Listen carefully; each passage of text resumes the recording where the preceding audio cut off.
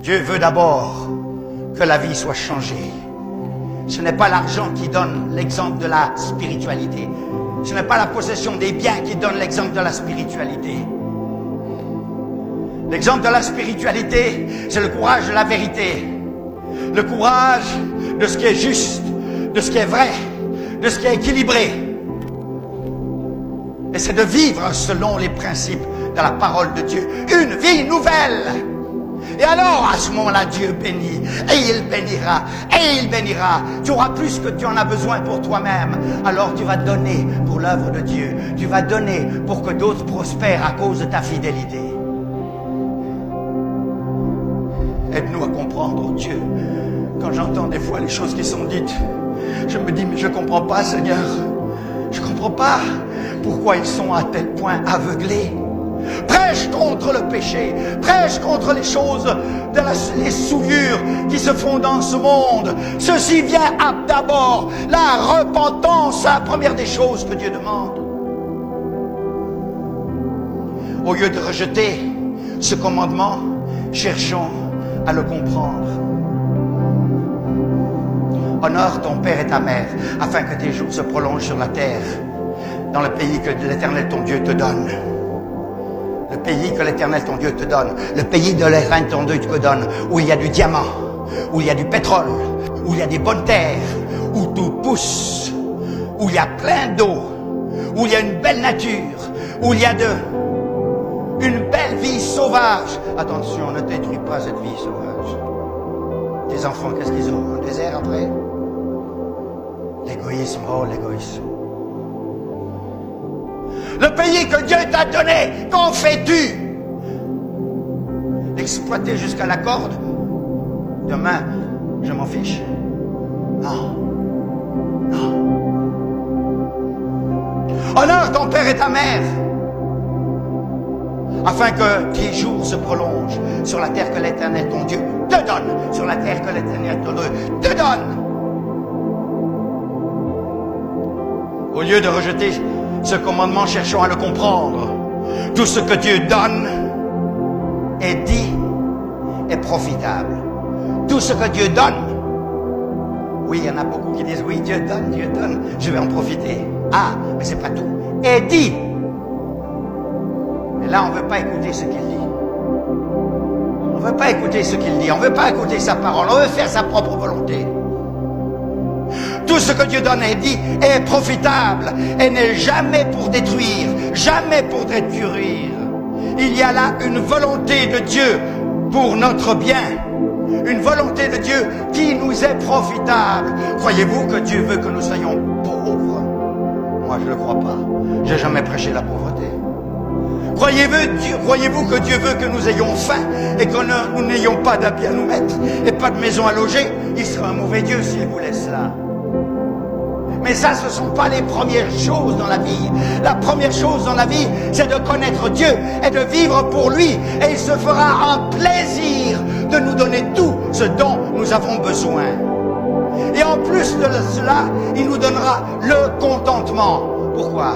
Parce que j'ai vu beaucoup de riches qui n'étaient jamais contents avec ce qu'ils avaient. Et j'ai vu des pauvres, entre guillemets, qui étaient satisfaits et qui avaient le contentement parce que chaque jour ils avaient la nourriture nécessaire. Tout est relatif dans ces termes de riches et de pauvreté. Tout est relatif. Beaucoup de riches sont très pauvres, très pauvres, très pauvres. Dieu veut notre prospérité spirituelle. Spirituelle. Et conséquence, nous prospérons en toutes choses, au lieu de gaspiller notre argent à des futilités. Sachant que les 10 commandements sont adressés en premier aux adultes, membres de la communauté d'Israël, et par prolongement, membres du corps de Christ. Ce commandement est adressé aux adultes. D'abord, il est dit honore ton père et ta mère, d'accord, mais d'abord c'est adressé aux adultes. Ce sont les premiers responsables. Les plus jeunes sont concernés, bien sûr, mais ne sont pas directement responsables. Les parents sont les premiers responsables.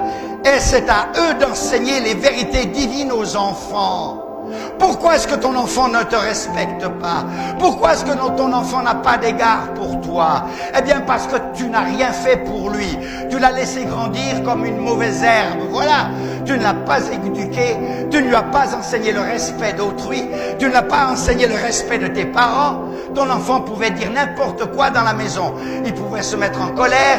Il pouvait t'insulter. Il pouvait te voler.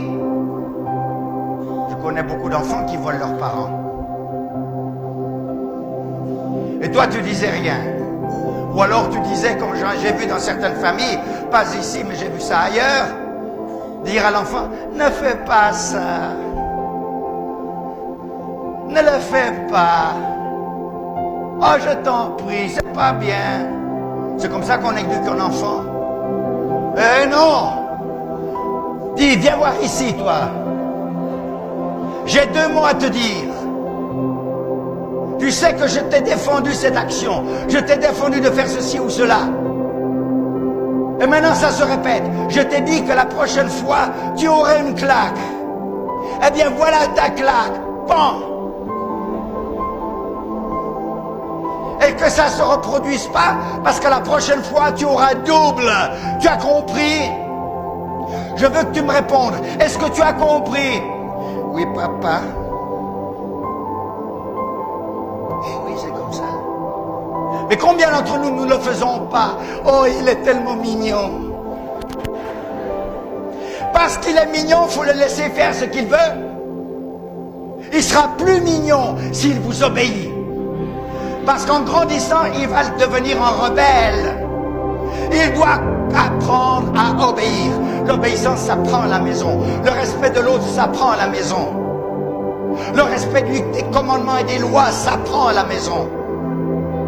Mais combien d'entre nous, nous avons grandi comme des petits sauvages? Pourquoi? Papa n'était jamais à la maison. Maman nous laissait seuls parce qu'elle allait vendre au marché pour nourrir ses enfants. Nous avons grandi dans la rue.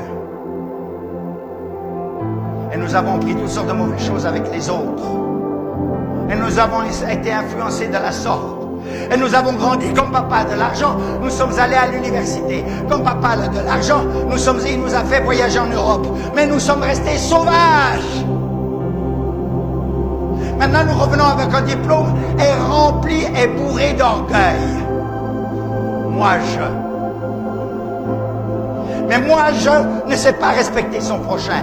Moi, je ne sais pas respecter le commandement. Moi, je ne sais pas être un bon citoyen dans son pays. Le moi-je est absolument incapable de se soumettre. Voilà. Et ça fait un sauvage éduqué. Résultat, la pagaille. Résultat, on ne pense qu'à soi-même